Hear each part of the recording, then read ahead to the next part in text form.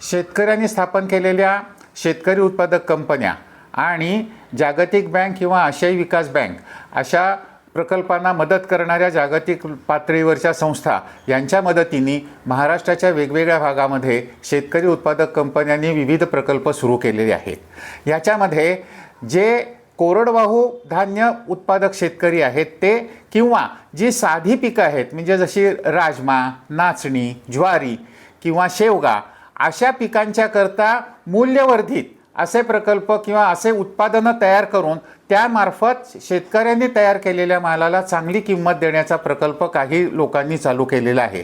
ह्याच्यामध्ये उल्लेखनीय असं आहे की शेतकऱ्यांनी जे शेवग्याचं पीक लावलेलं आहे त्याच्या पानांचं सोलर ड्राईंग म्हणजे सूर्यशक्तीपासून त्याचं डिहायड्रेशन करून त्याची पावडर ही आरोग्यवर्धक म्हणून अत्यंत प्रीमियम किमतीने विकली जाते आणि त्याचा ह्या शेतकऱ्यांना भरपूर फायदा होत आहे।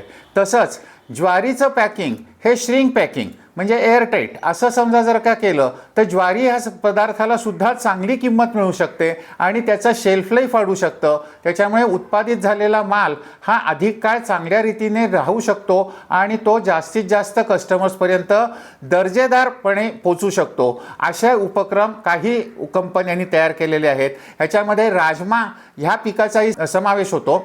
राजमा हा पोत्यातनं म्हणजे सुट्टा विकलाच जातो, परंतु श्रिंक पॅक केलेला राजमा जर का विकला तर त्याला चांगल्यापैकी अधिमूल्य हे मिळू शकतं। अशा तऱ्हेचे इनोव्हेटिव्ह प्रोजेक्ट्स हे समजा जर का शेतकऱ्यांनी घेतले तर त्यांच्या उत्पादक सदस्यांच्या करता त्याचा भरपूर फायदा होऊ शकेल।